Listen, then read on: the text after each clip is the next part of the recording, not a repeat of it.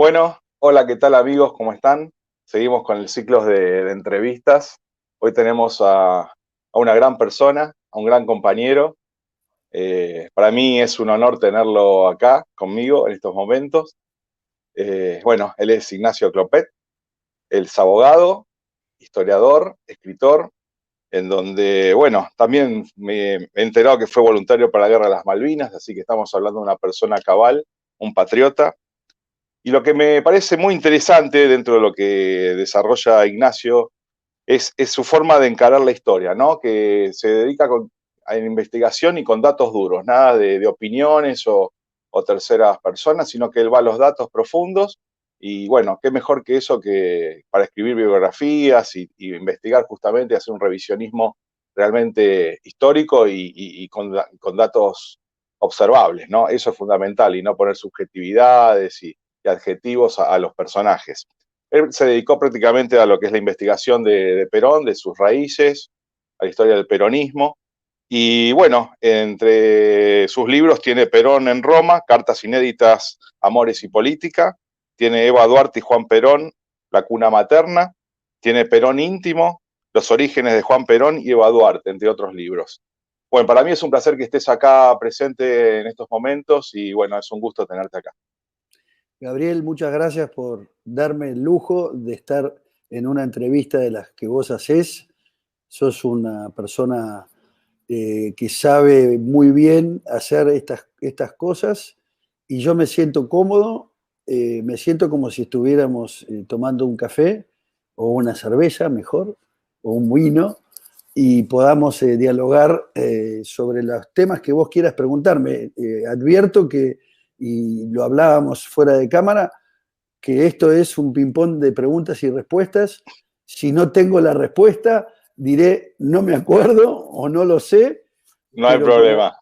pero como vos muy bien dijiste, yo escribo la historia con desapasionamiento. Yo escribo la historia lo más objetiva posible y no oculto ningún dato. No hago, no hago como hacen muchos, cosmética a la historia. No utilizo la cosmética para que el personaje quede mejor o peor parado, sino que lo muestro con absoluta virginidad documental. O sea, y entonces la gente le llama la atención. Me preguntan, vos escribís a favor o en contra de Perón. No, yo escribo sobre Perón. El a favor o en contra, no estoy yo por ese canal. No hago ideología con la historia.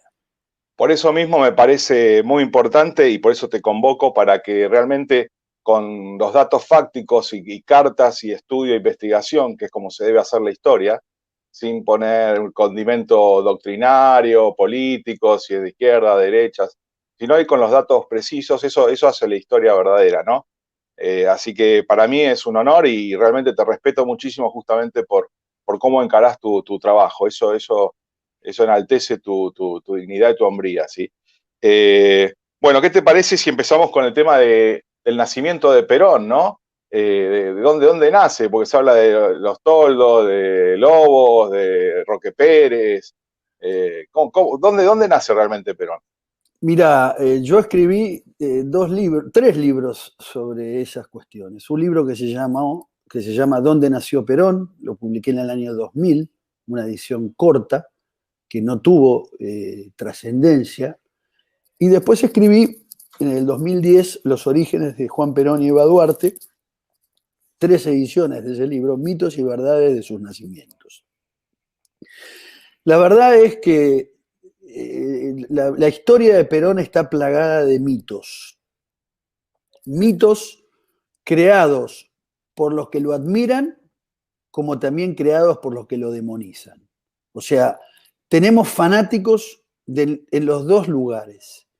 Y esos fanáticos, tanto los que lo endiosan como los que lo demonizan, han creado mitos.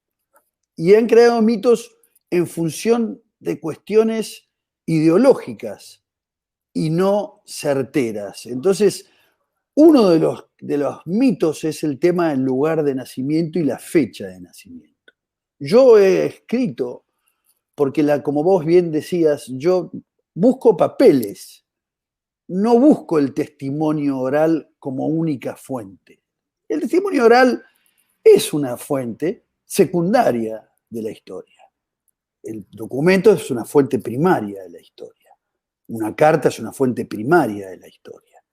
El testimonio oral, que pasa de boca en boca y de generación en generación, a medida que van pasando los años, va siendo contaminado por quien te lo cuenta. No es lo mismo lo que Perón vio en Roma y escribió en las cartas de lo que estaba viendo, que lo que después Perón contó de lo que él había visto en Roma 20 años después en el exilio, con toda la historia y el bagaje que Perón tuvo cuando fue derrocado y tuvo que vivir en el trago amargo del exilio. O sea, perfecto. Vamos a la pregunta. Ahora después vamos a abordar toda esa parte. Perón nació ¿Dónde nació? Perón nace en Lobos. Y hay 3 documentos públicos que demuestran esto. Porque la versión de Roque Pérez es una versión que se apoya en lo que contó un paisano a su hijo, luego el nieto y luego el bisnieto repite la historia del paisano que dice que fue testigo de que nació en el rancho que la familia Perón, es cierto, tenía en Roque Pérez, tenían un pequeño rancho como propiedad, y que nació en ese lugar porque ese paisano dice haber visto nacer un niño el 8 de octubre de 1893. Esa es la versión de Roque Pérez. No hay otra versión. Y en cambio hay 3 documentos públicos que demuestran que Perón nació en Lobos. El primer documento público, en 1895, el 8 95. Sí, perfecto. 1895, no en 1893. El primer documento público que eso demuestra, en realidad hay 4 documentos públicos, no 3, hay 4. Uno es la partida de bautismo, donde la partida de bautismo dice la fecha de nacimiento. La madre denuncia, lo anota como Juana Sosa, lo denuncia como nacido el 8 de octubre de 1895. Primero, la partida bautismal. Segundo, es el registro civil que ya se había creado, donde el registro civil dice la partida de nacimiento, que Perón nace en Lobos el 8 de octubre de 1895. Hay 2 documentos más que son para mí irrefutables, aparte de estas 2 actas, que es el Censo Nacional de 1895, el segundo Censo Nacional, se realiza en todo el primero fue en 1869, el primer censo nacional, el segundo fue en 1895. El censo de 1895, la gente que vivía en ese momento recibían al censista como el evento más importante del año, porque iban a ser registrados como argentinos, iban a ser tenidos en cuenta en un censo, iban a formar parte de lo que era la argentinidad. Por ende, las familias esperaban al censista como la visita más importante del año. Bien, el censista que llega a la casa de Mario Tomás Perón y Juana Sosa, que en ese momento estaban residiendo en Lobos, porque su casa principal era Lobos, y cuando llegan, el censo es muy claro. Fulano, mengano, cuántos años, cuánto tiempo que están juntos, si están casados o no están casados, cuántos hijos tienen, y así se va registrando la familia Perón Sosa. Y ahí es muy claro. Dicen que tienen un solo hijo que figura, que es Mario Avelino, que nació en 1891. ¿Y por qué este documento es irrefutable? Porque el censo fue realizado en septiembre de 1895. ¿Mario Avelino? Sí, el hermano. El hermano. Mario Avelino. Perfecto. 1891. Y el censo fue en septiembre de 1895. Por lo tanto, Perón no había nacido Juan Domingo. Perón nace en octubre. Por eso en el censo figura que tenían un solo hijo y no 2. Ellos no declaran tener 2 hijos, declaran un hijo que está presente. Ahí hay un tema, sí. Hay un tema que se dice que Perón no era hijo, que no era un hijo natural. También se habló de eso. ¿Qué me podés Bueno, obviamente nació fuera del matrimonio. Porque ahora va, a ver, ese documento público, ahora te voy a contestar eso, ese documento público es irrefutable. El censo se hace en septiembre y Perón nace en octubre, Juan Domingo. Por eso no está en el censo. Mi pregunta es, un niño de 2 años, vamos a suponer que confiamos en la versión del Paisano de 1893. ¿Dónde estaba un niño de 2 años el día del censo? Pregunta. ¿Qué? Claro. ¿Se había ido a pasear? ¿Estaba jugando en la plaza? ¿Fue a la casa de un compañero? 2 años. Si hubiera existido, los padres lo hubieran denunciado que tenían 2 hijos y no uno. Claro, claro. O sea, porque fue un mes antes de que naciera Perón. Y con relación al hijo natural, es cierto que nace fuera del matrimonio. Los padres de Perón, por iniciativa de la abuela paterna de Dominga Dutey, que es la mujer que lo crió a Perón y que lo Exacto. a Perón, y lo lleva a la carrera militar. Sí, eso es cierto. ¿Qué hace Dominga cuando Mario Tomás y Juana Sosa vienen a Buenos Aires previo a irse de viaje al sur y hacer la excursión donde terminan comprando una estanzuela en Sierra Cuadrada en Chubut? Van a Río Gallegos pasan a Puerto Camarones, de Puerto Camarones eso pasa en 1901. ¿Qué le pide la abuela a su hijo? Casate. Y ellos van a casarse al registro civil. Y en el registro civil reconocen como hijos nacidos prematrimonialmente a Mario Avelino, nacido en 1891, y a Juan Domingo, nacido el 8 de octubre de 1895. Pregunta, si hubiera nacido en 1893, ¿por qué ocultaron cuando hacen el reconocimiento en el matrimonio civil? Lo podrían haber dicho perfectamente. Perón no era Perón, no había ningún interés. O sea, ya había nacido prematrimonialmente, claro. Si hubiera nacido en Roque Pérez, lo hubieran denunciado. Está claro. Entonces, a ver, para mí, la versión de 1893, que me esgriman 4 documentos públicos para decir que lo que se sostiene, porque yo no lo sostengo, lo sostienen los papeles públicos, dicen que Perón nació en esa fecha. Entonces, perfecto. No tengo ninguna duda al respecto, ninguna duda. Perfecto. Se sabe que la abuela lo ayudó mucho en la carrera justamente militar, ¿no? Según lo que tengo leído, que es como que lo ayudó mucho porque al ser natural, dentro de lo que era la jerarquía militar, no estaba bien visto porque en esa época era muy tradicional, tenía que venir un matrimonio. ¿Qué hay de esa historia que dice que la abuela... Vamos al otro mito. Sí. Otro mito más. Porque esto es para romper mitos, está claro. Estoy haciéndolo para romper mitos. Gabriel, eso es falso. Muchos militares ingresaron al colegio militar antes que Perón en la misma condición de ser hijos naturales. Muchos militares. Entre ellos el general Acame, por ejemplo, que fue uno de los maestros de Perón en la Escuela Superior de Guerra y que fue un superior de Perón, fue profesor de Perón. Entre ellos el coronel Vicat, que también él había tenido había sido hijo natural. Y así te puedo hacer una lista más grande. Te pongo 2 ejemplos de 2 personalidades muy importantes del ejército argentino. Por lo tanto, ¿por qué te digo esto?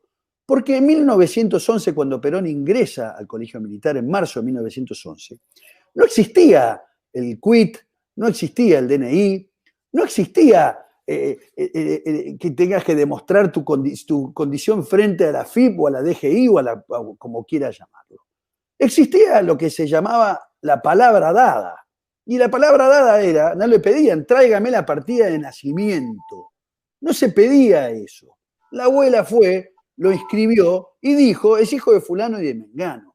Y no hubo ninguna traba ni ninguna situación tortuosa que Perón haya sido discriminado o que la abuela haya tenido que hablar con Hipólito Yrigoyen o no sé con qué otro militar dijeron que había hablado, si bien la abuela tenía relación con Hipólito Yrigoyen y con muchos otros militares porque la abuela había estado casada con el abuelo de Perón, con Tomás Liberato, que había sido diputado mitrista, era un oligarca de Buenos Aires, era un perfecto garca el abuelo de Perón, porque hacía a los hijos y no se los reconocía, porque a la abuela la trataba, era la enfermera, entonces la trataba como ciudadana de tercera, ¿me entendés? La realidad es esa.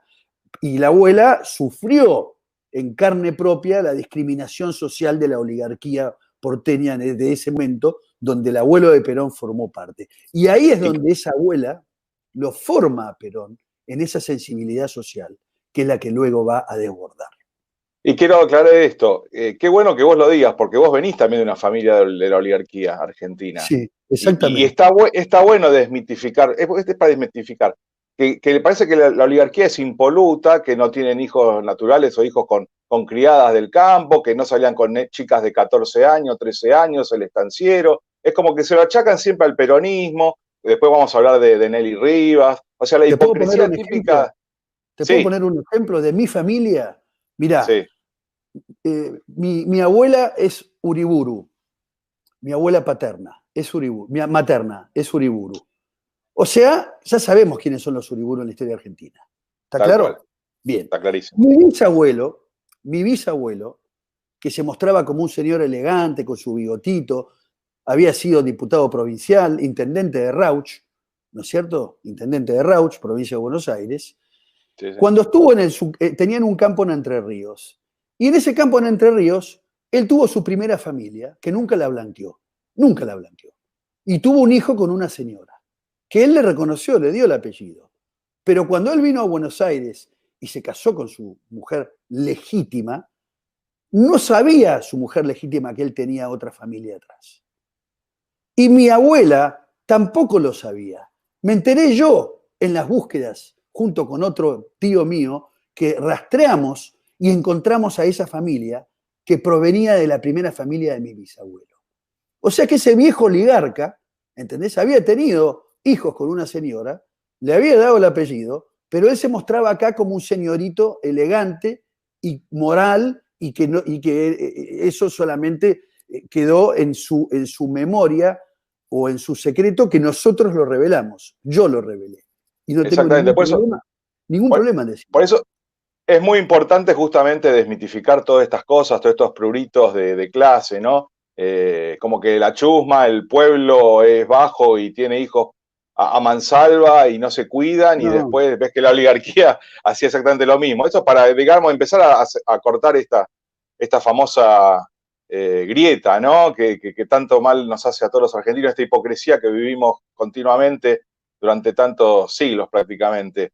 Así que algo más te quiero, algo más es te quiero importante decir. lo que vos decís, porque vos venís de la oligarquía y Algo es más te quiero verídico decir. lo que decís. Algo más te quiero decir.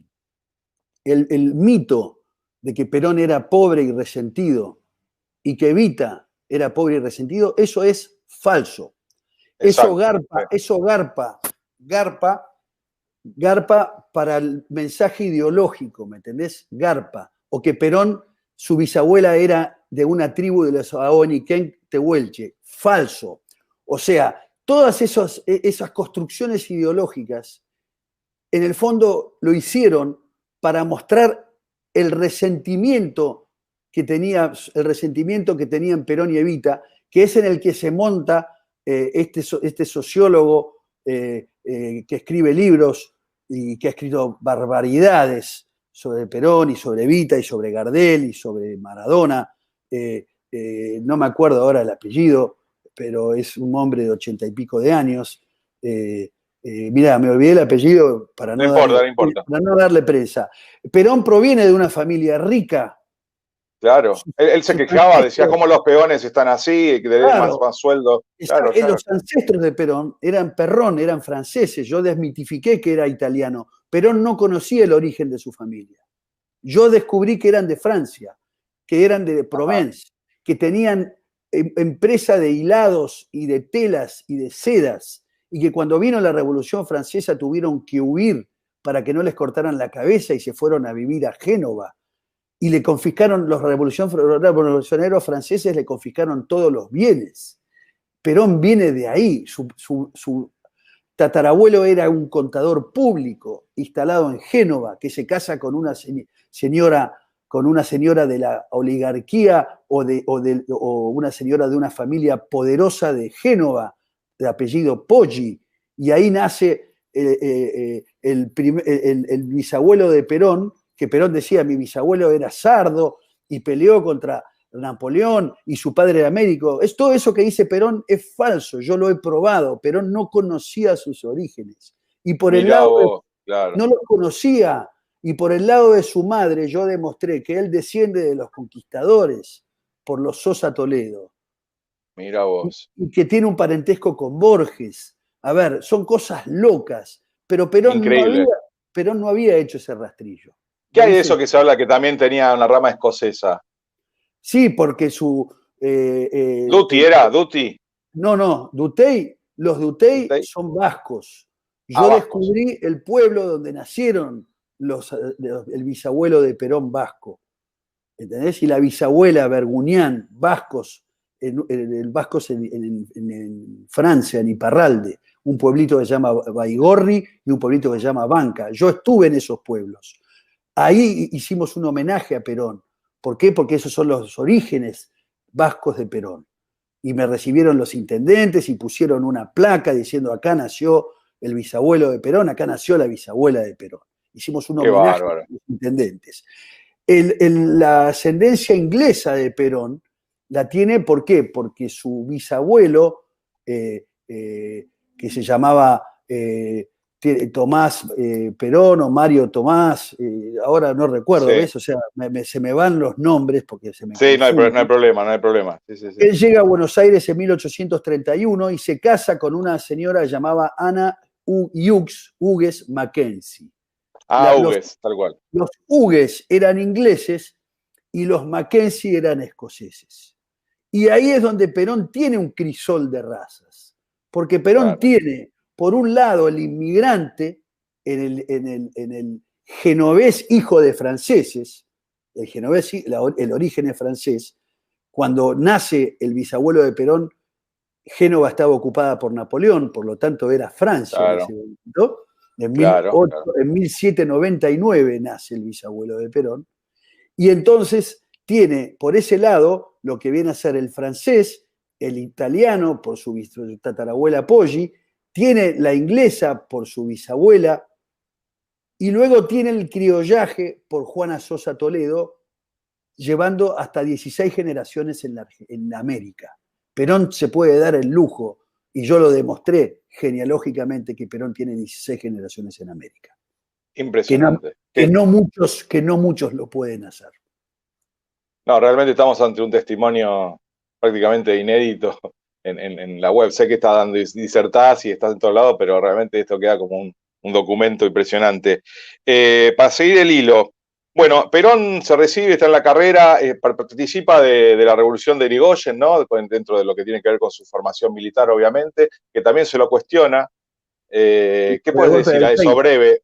El golpe del 30. ¿Qué Muy, puedes decir muy, breve? muy Así breve. vamos a... Muy breve, voy a ser breve. Sí, Es falso bien, que Perón se entusiasmó con el 30. Es falso. Ahí está Descalzo, que era el capitán, que lo formó a él, que fue el capitán de Perón en Santa Fe, cuando Perón va destinado a Paraná y luego a Santa Fe. Y Descalzo viene a ser como el padrino de Perón en el ejército. Y Descalzo lo obliga a sumarse a las reuniones prerevolucionarias. Y Perón participa contra su voluntad. Y Perón escribe una carta en 1931 al general Sarobe diciéndole el grave error que se había cometido con eso. Perón lo hace por una cuestión de obediencia de vida y tiene una participación, si vos querés, contra su voluntad. Él claro.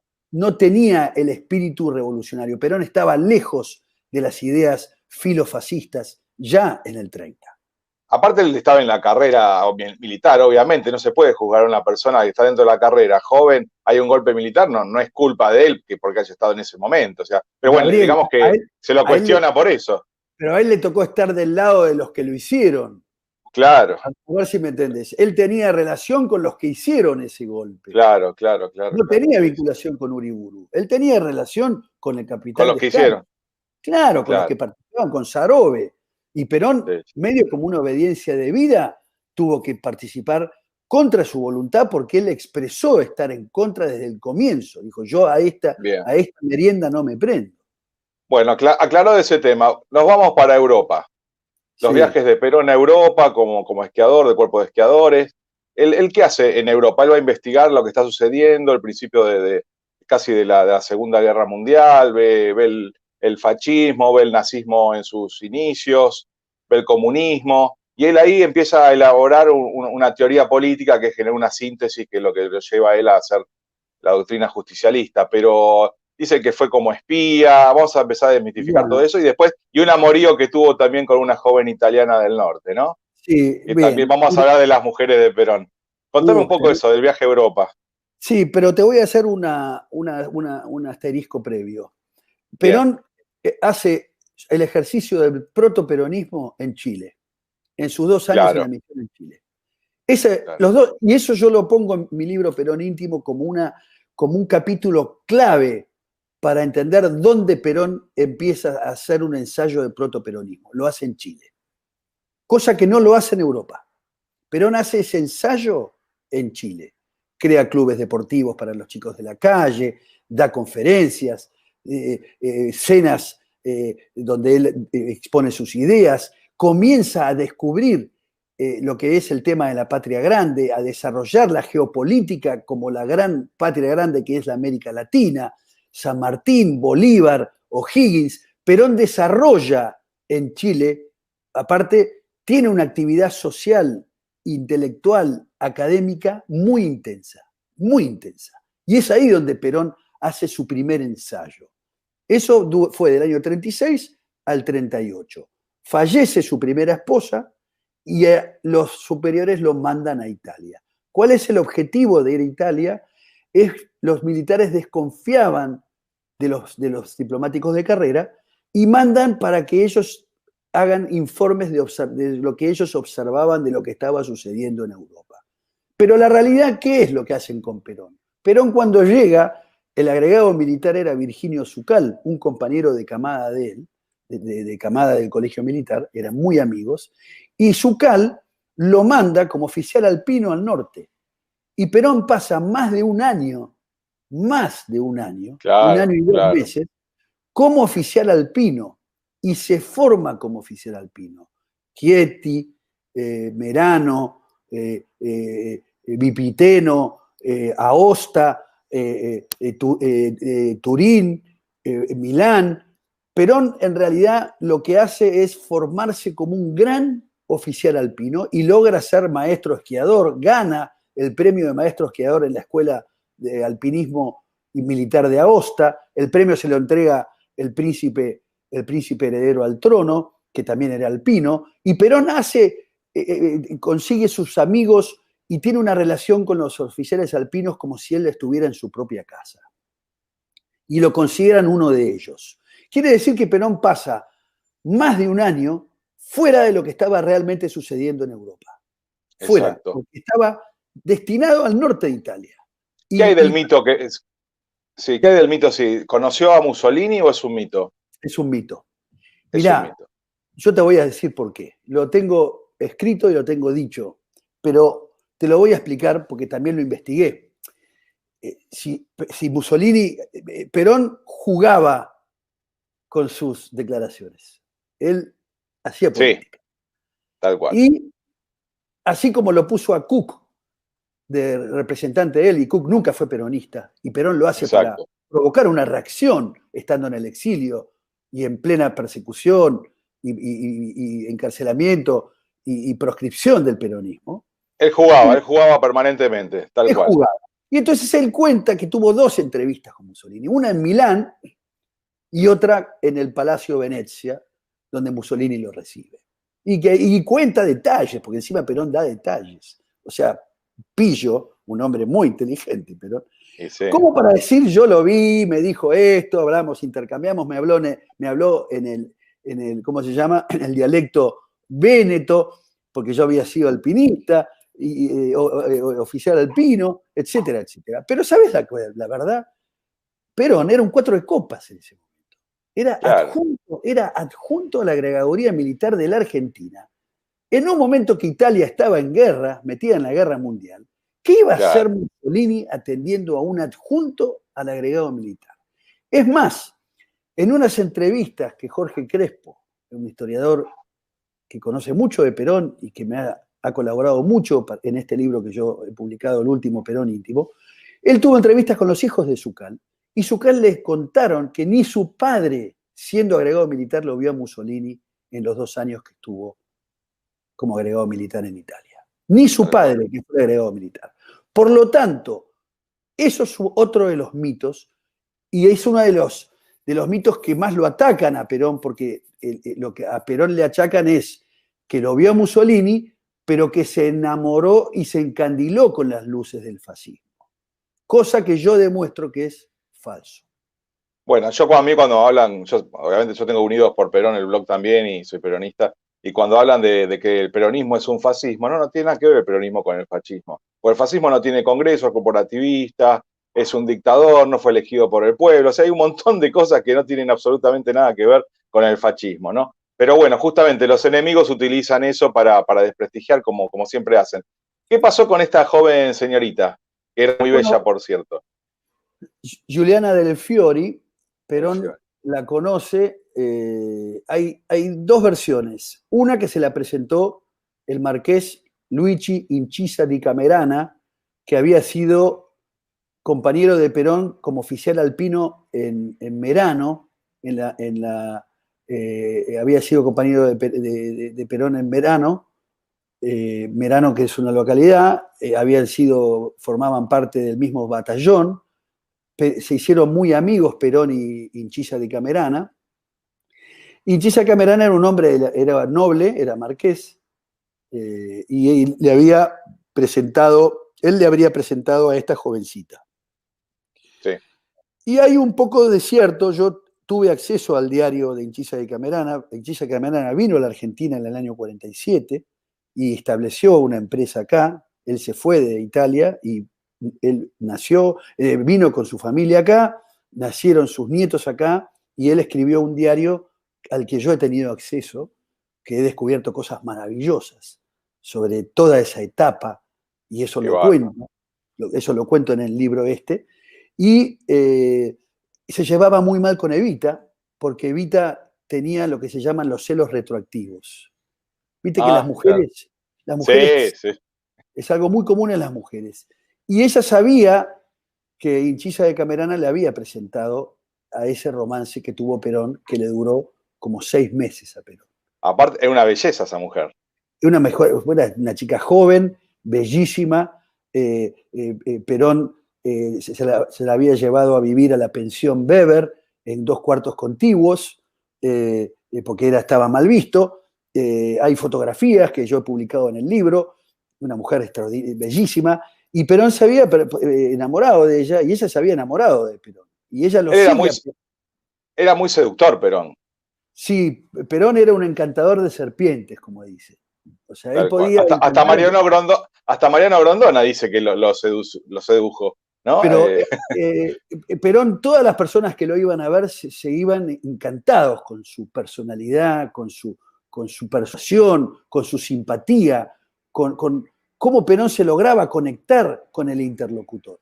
Y eso la gente no se lo olvida más. Los miles de argentinos que lo visitaron y extranjeros durante sus 18 años de exilio tienen esos recuerdos, no se olvidan más. Yo acá en el libro cuento cuando Guardo, que Guardo fue, Perón lo nombra diputado, y su mujer Guardo es la que le acompaña a Evita al viaje europeo. Guardo lo va a ver a Perón y le cuenta a su mujer: no puedo creer, este hombre es extraordinario, me ha convencido de todo lo que me ha dicho, no puedo creer ante el hombre que estuve. Perón era un personaje extraordinario. Sí, era magnético. Por eso, esta Sí, síntesis para decir lo que era Perón, lo que atraía. Bueno, estuvo este amorío con esta joven. Después sí, él regresa a Argentina, participa de lo que es el tema del golpe de Estado a Castillo, ¿no? En el 43, el 4 de junio. sí, señor. Perón vuelve, va a Mendoza, castigado, porque decían que había venido con ideas comunizantes. Eso Perón lo escribe en algún lado, y lo rajan a Mendoza. Es el mejor favor que le hacen, porque en Mendoza se encuentra con Mercante y con Farrell. Precisamente ese triduo son los que configuran la idea de que se tenía que poner fin a la década infame, de que había que poner fin al fraude, de cómo los conservadores ganaban las elecciones, y entonces son los que hacen una especie de proyección de lo que fue el GO. Y El ese Go. GO, Perón participa del GO, es uno de los principales. Hay 4 personajes que son los que están en el GO: Perón, González, Ábalos y no me acuerdo quién era el otro, Ramírez creo que Pistarín, era. Pistarini, No, ¿no? Pistarini Está no, Pistarini. estamos hablando de coroneles. O Ah, de sea, coroneles. Ah, de gol de coronel, sí. hubo es coroneles, no hubo generales que participaron. O sea, Sí, Farrell después general y es presidente, pero en realidad esto fue una movida de coroneles. sí. Y bueno, Perón participa, se derroca al gobierno de Castillo, que Castillo había tenido que asumir porque Ortiz, que era radical antipersonalista, o sea, era de los que no era a favor de Irigoyen, sino que estaba a favor de Alvear, son los radicales más oligárquicos, la vamos a decir la verdad. Castillo, que era un conservador, obviamente lo derrocan y se crea el gobierno militar. ¿Y qué pide Perón? Porque esto es muy importante. ¿Qué pide Perón? A Perón lo nombran solamente primero secretario del ministro de Guerra, habiendo sido una de las cabezas de esa revolución. Y luego, ¿qué él pide? En septiembre pide ser presidente del Departamento Nacional de Trabajo, que era un sello de goma. No le había dado trabajo a nadie desde que fue creado. Era un cargo para darle a algún acomodado o algún amigo para que tuviera un sueldo del Estado y decir que era presidente del Departamento Nacional de Trabajo. Y Perón asume ese lugar porque sabía perfectamente que la vía de la conquista del poder a través de las urnas la tenía que ganar con los trabajadores. Y luego Perón Exacto. se crea, el departamento asciende jerárquicamente y se hace Secretaría de Trabajo y Previsión, y Perón siguió logrando más poder porque lo nombran ministro de Guerra y vicepresidente de la República. O sea, Perón tenía en el año 44, ya tenía absolutamente todo el poder en su mano, todo el poder. Exacto. Bueno, después, digamos que viene el 17 de octubre, ¿no? Cuando empieza a tener tanto auge él con los trabajadores y bueno, se le complica un poco, lo llevan a la isla Martín García, que después Eva hace un pedido y se genera todo el levantamiento este del 17 de octubre, que es cuando prácticamente nace el peronismo como masa, ¿no? El peronismo, el Dirigida peronismo, por el líder. sí, el peronismo se concibe en el protoperonismo de Perón, Claro. que en el año 43 Perón empieza a tener vínculos con personalidades de las distintas ciudades de la segunda, tercera, cuarta sección electoral y del país. Perón empieza a tomar relación con gente representativa de los lugares para que se adhieran a lo que era su proyecto. Entre ellos el escribano Ordiales, que yo siempre lo menciono porque Ordiales fue la figura del protoperonismo más importante en Junín, provincia de Buenos Aires, que era el lugar donde se había afincado la familia de Evita. Familia de Evita nacen en Los Toldos, son hijos de Juan Duarte. Juan Duarte es tío bisabuelo mío, te aviso, así que mi abuela es prima hermana de Eva Duarte. Yo Mirá, conozco esta historia por familia y por papeles. No claro, le creo lo que me contaba mi abuela. Yo lo certifiqué lo que mi abuela me contaba. Y mi abuelo aparte claro. fue abogado de Perón y tuvieron un parentesco colateral con Perón. O sea, ese es el lado nacional y popular de mi familia. Luego tengo la oligarquía por el lado de mamá. Pero Está bueno, bien. lo que te quiero decir con esto es que a Perón lo mandan a Martín García y le hacen un gran favor también, porque la realidad es que Perón ya había hecho tal tejido político a lo largo de todo el país, donde la gente salió toda a pedir la libertad de Perón. Y el 17 de octubre no es, yo publiqué una nota que salió en el suplemento de Clarín el 17 de octubre, donde yo escribo quiénes hicieron el 17 de octubre. Y ahí demuestro que fue una movilización de todos los estratos sociales. Obviamente, la mayoría fueron obreros y trabajadores los que fueron a la plaza, pero participaron todos los estamentos sociales, abogados, médicos, periodistas, militares subalternos, mujeres, ¿no? Y Evita, el 17 de octubre, el 16 de octubre estaba en Junín, provincia de Buenos Aires. Es cierto que ella Bueno, había ido a Gamboa, que trabajaba en la Policía Federal, para pedir la libertad de Perón y que había ido a algunos sindicatos a pedir la libertad de Perón. Pero Evita bueno, no tiene ninguna intervención el 17 de octubre. te comento, mi papá en ese momento tenía 15 años, era del 30, ya Sí, fallecido, y él como, bueno, como todas personas de clase baja, tenía un trabajo en una cartonería, cuando hacían las cajas de cartones. Y sí. el mismo patrón, o sea, el mismo dueño de la cartonería, que tendría 4 o 5 empleados, el mismo patrón los convoca a todos para ir Somos a la todos. plaza. Claro, que así fue. Y me dijo mi padre eso, no es que es así, no solo fueron los obreros, fue la pequeña No, pyme, el empresario, fue todo. todos. O sea, yo ahí cuento quiénes eran, cuál era el entorno de Perón. Perón tenía 4 abogados, Román Subiza, Bramuglia, Gaché Pirán y mi abuelo, que eran lo que le dieron la pata legal a Perón. Después estaban los periodistas, estaban los 12 apóstoles de la seguridad de Perón. O sea, la seguridad de Perón, estamos hablando de los que lo protegían, Petinato, el padre de Petinato y otros más, el escribano Ordiales, después las mujeres militantes que dieron testimonio ese día. Y Evita estaba en Junín, hizo un poder a favor de Subiza, de Román Subiza y de su cuñado Álvarez Rodríguez, y de Junín viajó en auto a Buenos Aires en el auto de Subiza y llegó a la tarde, intentó verlo a Perón en el hospital militar, pero como no era pariente de Perón no lo pudo ver, y Evita se tuvo que ir a Posadas, a la calle Posadas, al departamento que tenían. Perón vivía en el cuarto B y Evita vivía en el cuarto A del departamento de Posadas. He tenido la posibilidad de visitar ese departamento, se mantiene tal cual, no lo podés creer. Vos vas ahí y sentís el espíritu de ellos que te acompañan, que te cobijan, que te reciben. Para mí fue una cosa muy mágica lo que viví Sí, la vez que pude visitar ese departamento. Y Evita tiene que escuchar el discurso de Perón desde una radio, y Perón llega a la 1:15 de la mañana. Por lo tanto, Evita no tiene participación concreta el 17 de octubre, como tampoco la hizo, como dicen, Cipriano Reyes. Cipriano Reyes fue uno de los sindicalistas que se movilizó. Sí. Fue el subsuelo de la patria que se levantó, porque fue un momento bisagra en que se despertó la argentinidad, como diciendo, bueno, se terminó una época para los pocos y ahora todos somos parte de esta gran nación, ¿no? Como dicen, cuando fue que cuando la gente veía que pasaba por la calle, por la avenida Santa Fe, Recoleta, Barrio Norte, decía, era el pueblo invisibilizado que trabajaba en sus propias casas que ni siquiera los registraban. Y no se podían creer que le decían la chuma o que la masa podía llegar a hacer este tipo de cosas, ¿no? O sea, ese país totalmente dividido, digamos, corrido de lo que es todo sistema de producción o de libertades y de derechos, aparece de golpe y se transforma en este movimiento que prácticamente cambió la faz de la Argentina, ¿no?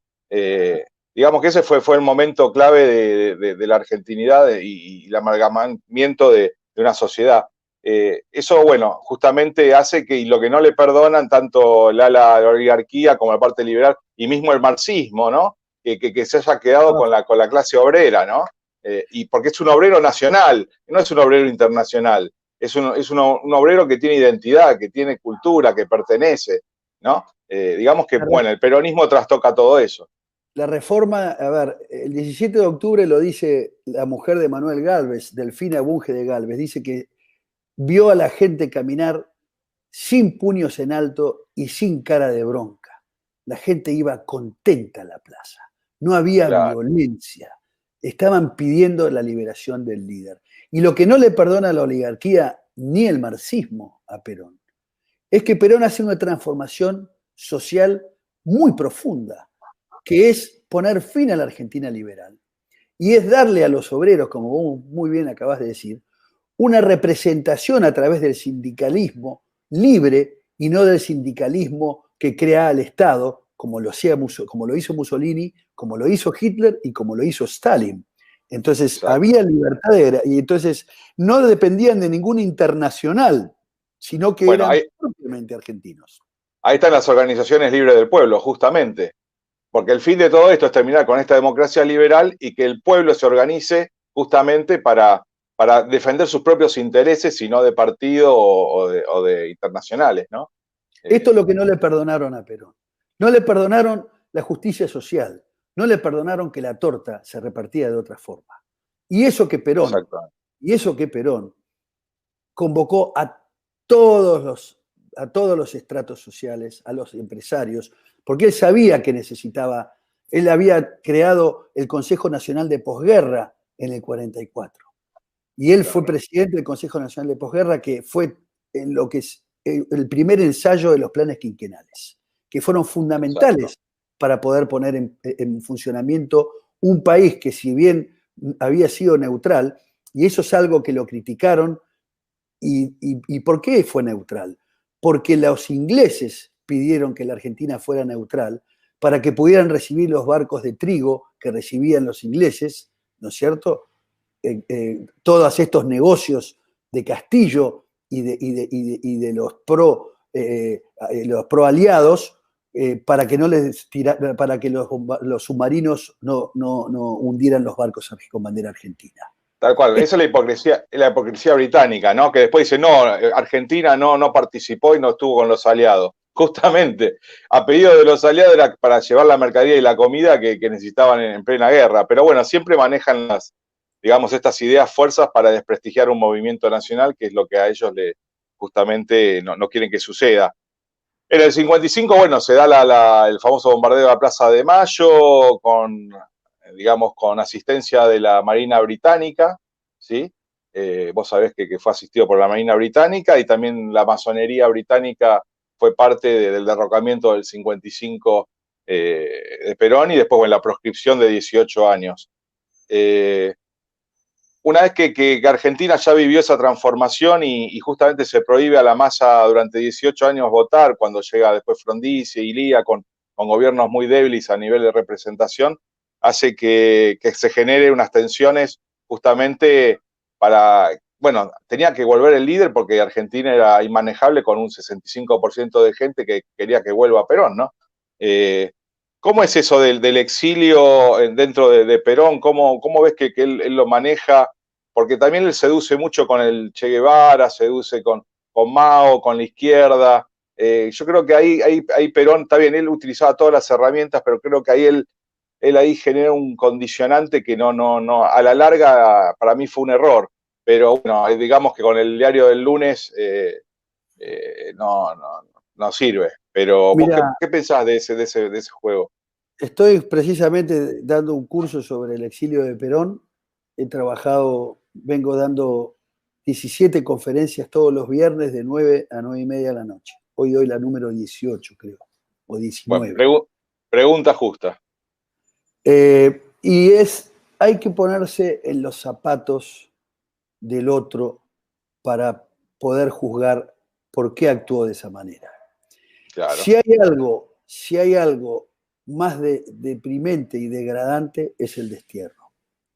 Si hay algo más deprimente y degradante para una persona, es la proscripción, es la confiscación de tus bienes, es declararte traidor a la patria, como hicieron, es secuestrar el cadáver de Evita, es empezar a perseguir a los peronistas porque eran peronistas.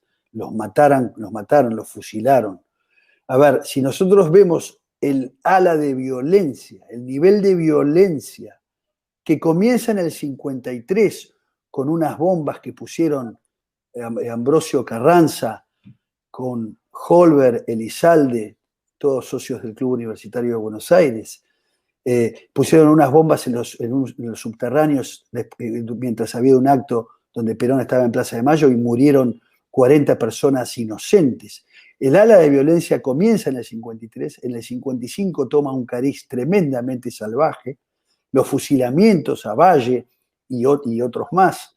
Y luego toda esa persecución hacen que Perón tuviera que buscar herramientas o echar mano sobre algunos personajes que no eran próximos a su idea, pero él necesitaba fortalecerse y provocar reacción en sus enemigos. Es falso, el Che Guevara no estuvo con Perón. Y no es cierta la carta que dicen que Perón le envió al Che Guevara después de la muerte. Todas esas son cosas que han mentido en la historia. La misma mujer del Che Guevara dice que es falso que él estuvo en Madrid viéndolo a Perón. Era imposible que el Che Guevara pudiera entrar al régimen franquista, que en ese momento sabemos que era una gran dictadura de extrema derecha. Era imposible que el Che Guevara pudiera tener acceso a la España de Franco. Imposible. Es algo que es como si vos pretendés que Goebbels pueda entrar a Israel. Imposible. Es imposible. Claro. Es imposible. Entonces, bueno, a ver, y Perón es cierto, Perón es un hombre que juega en toda la cancha. Perón es un jugador de toda la cancha. Y él empezó a coquetear. Y es cierto que le dio cabida y tuvo graves problemas en el exilio porque había enfrentamientos de la juventud con los sindicalistas, con los gremialistas, con la CGT.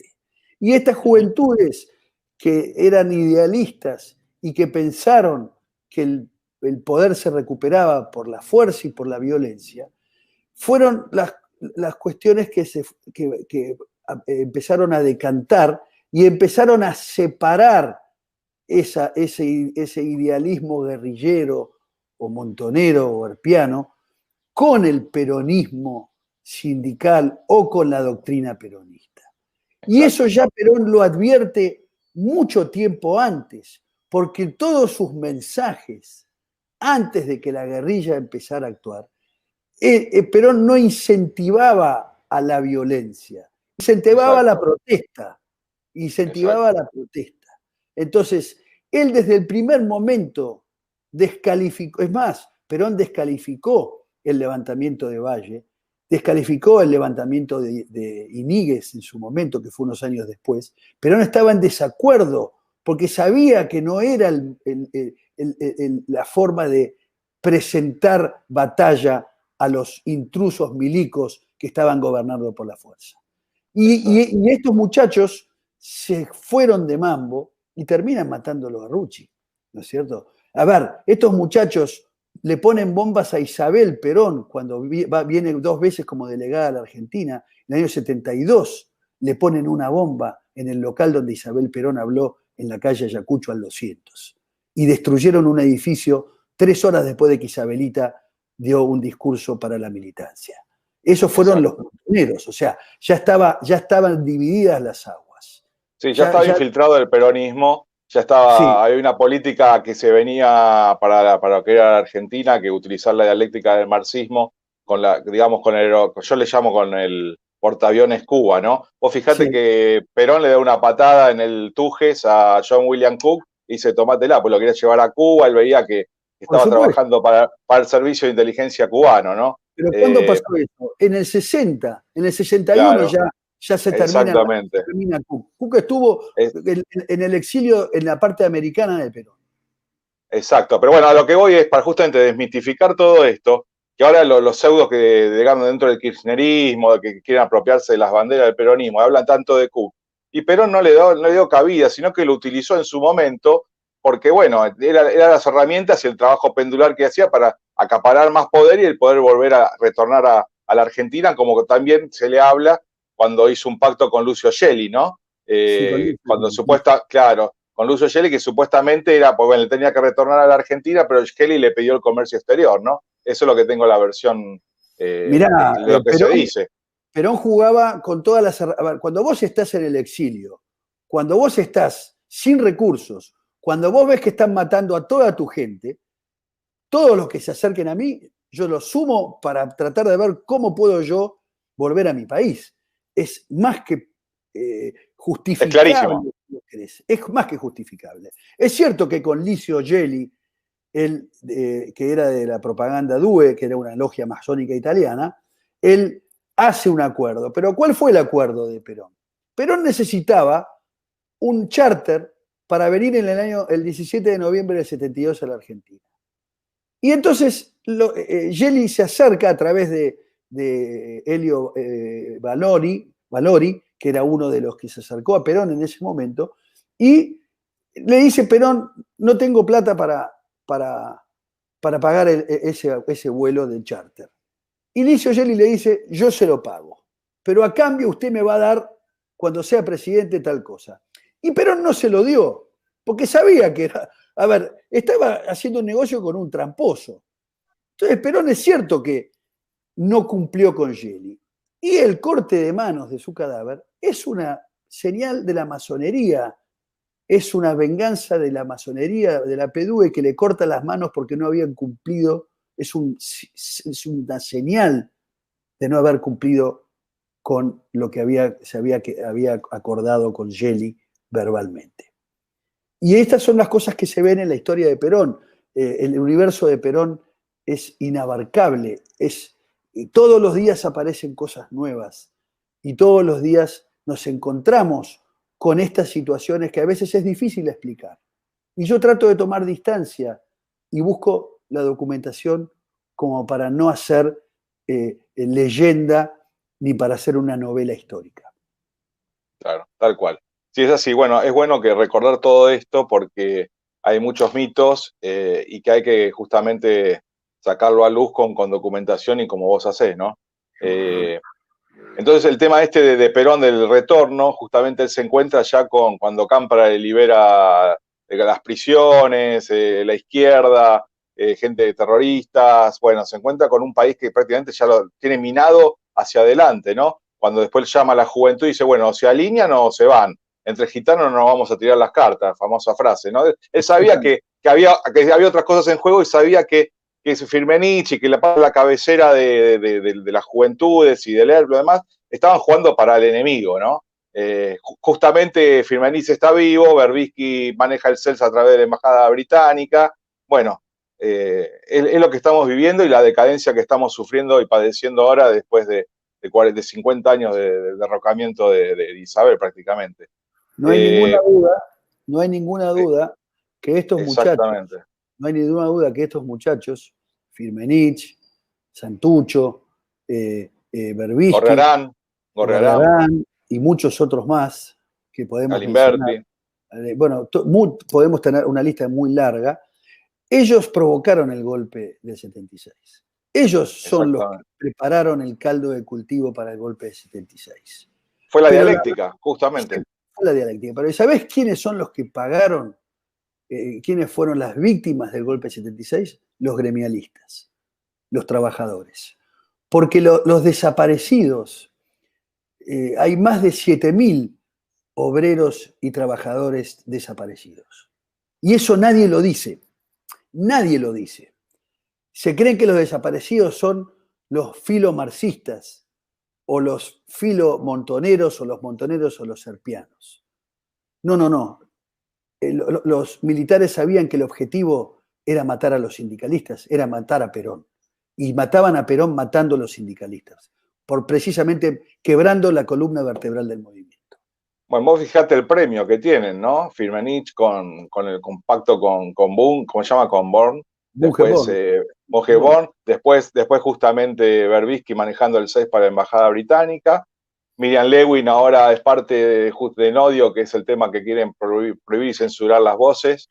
O sea, vos fíjate cómo se posicionaron toda esa gente, todos esos guerrilleros que eran cabezas de la juventud, que no tuvieron ningún despacho de justamente famoso buchonear y que sean desaparecidos todos los compañeros que supuestamente estuvieron con ellos y ellos quedaron libres, ¿no?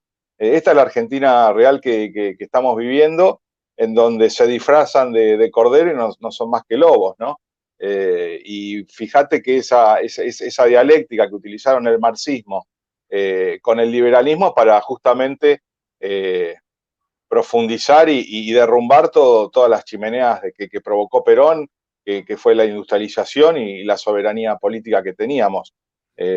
Y hasta ahora siguen hablando y siguen diciendo y hablando loas de lo que son los montoneros o de la resistencia o de la tendencia, ¿no? Cuando realmente fueron parte del enemigo, ¿no? El objetivo que se pusieron los militares y el objetivo que tuvieron los grupos guerrilleros fue destruir a Perón. No tengo ninguna duda de eso. Ninguna duda, ya sea del lado militar como del lado de los grupos guerrilleros y armados. En realidad era destruir Argentina, porque el peronismo en realidad, Perón ya no pertenecía al mismo, como dicen, ¿no? Perón era la representación de la Argentina, de la soberanía política, porque es un movimiento de liberación, eso es lo que hay que entender, que el peronismo no es un partido político liberal, es un movimiento de liberación. Primero tenemos que liberarnos de esta dependencia productiva, de saqueo, para recién empezar a construir una sociedad libre, justa, soberana, ¿no? Digamos que se truncó todo ese movimiento y es lo que estamos padeciendo en estos momentos. Ya estamos prácticamente terminando. ¿Con qué te gustaría cerrar estos escasos minutos que nos queda? seguramente vamos a hacer otras charlas más adelante, pero digamos que dimos una pincelada realmente muy interesante. Y bueno, te agradezco porque has estado acá. Me gustaría Mira, que resumas algo. Gabriel, yo quiero resumir lo siguiente. Eh, Al margen de que escribo historia con objetividad, no tengo ninguna duda de que Perón es el hombre de la historia. Perón es el hombre de la historia, es el hombre del destino. Y el objetivo que se propusieron sus enemigos, como te dije recién, fue hacer desaparecer a Perón de toda la faz de la tierra. Y por eso lo quieren llevar al bronce. Poniéndolo en bronce queda como el recuerdo, como el hombre que ya hizo, pero no hace, ¿me entendés? Que Sí, ya sí, estuvo, pero que ya no está más. Y entonces, con ese objetivo, lo quieren sacar de la cancha de la política. Y lo que no entienden los que hacen política hoy es que la única forma de poner a la Argentina de pie, la única forma de poner a la Argentina de pie, es volver a Perón. Si no volvemos a la doctrina de Perón, yo no estoy diciendo a la doctrina del 46. Obviamente la doctrina se actualiza, pero los valores siguen siendo los mismos. Hay cosas que no cambian, hay cosas que no pueden cambiar. Los valores son los mismos porque son eternos, ¿no es cierto? Hay valores eternos, hay ideas que perduran, que son perennes, que son para siempre. Podemos adaptarnos, pero no modernizarnos, que es muy distinto. No es un juego de palabras, es un concepto. Yo creo que si la Argentina vuelve a Perón, vuelve a poner en práctica con sinceridad, porque tenemos elementos como para echar mano y poner en práctica. Los discursos y los mensajes de Perón del año 72 a la militancia vienen al dedillo de lo que nos está pasando hoy en Argentina. La mirada que tuvo Perón visionaria sobre lo que iba a pasar en la Argentina y que sigue teniendo esa mirada visionaria, sigue teniendo actualidad. Por eso no se lo bancan, por eso ahora sacan novelas para demonizarlo, como va a ser Fernández Díaz, que lo pone a Perón como el demonio, ¿no? En una nueva novela que ya acaba de salir. O sea, buscan todo tipo de forma para destruirlo. Pero lo que no pueden destruir es el espíritu que se mantiene en muchísimos militantes que siguen adhiriendo a la doctrina de Perón. Y que lo que están esperando esos militantes es que algún político vuelva a Perón. Si volvemos a la doctrina de Perón, la Argentina va a salir de esta degradación en la que se encuentra. exacto, tal cual, totalmente de acuerdo con vos, Ignacio. Bueno, te agradezco por haber participado acá, por estar, por ser, por llevar con dignidad tu trabajo, tu labor, tu revisionismo histórico con datos observables, datos fuertes, palpables, y eso es importante. Después, bueno, la pasión del peronismo lo llevas adentro, pero sos muy, muy científico, muy metodológico, y eso realmente hace que tenga mucho más valor todo tu trabajo. Y por eso sos reconocido a nivel mundial, ¿sí? Tanto nacional como a nivel mundial. Así que te agradezco mucho, ojalá que estés bien, te deseo toda la salud del mundo para que puedas seguir continuando tu labor. Y bueno, te mando un gran abrazo desde acá y nos vemos próximamente, ¿sí? Gabriel, te agradezco muchísimo que me hayas brindado tu espacio. Espero poder haber estado a la altura de las circunstancias. Lo has estado, Yo, sí. yo todo esto lo hago por amor, no tengo ningún interés, no me mueven intereses, me mueve lo que fluye de mi alma, de mi espíritu y de mi testimonio. Y, y ese es el objetivo que me he propuesto hace muchos años. Yo no busco nada con lo que hago. Yo lo único que trato de hacer es poner luz en un mundo de sombras. Y ese es el objetivo y espero poder cumplir. Y el día que me vaya de esta vida, espero que me reciban mis ancestros y los que nos han precedido diciendo, has librado el buen combate, gracias por tu testimonio. Y seguro que lo van a decir, totalmente seguro. Bueno, muchas gracias, Nacho. Nos vemos próximo. Gracias, Gabriel. Un gran abrazo para vos. Un Chao. abrazo. Hasta luego.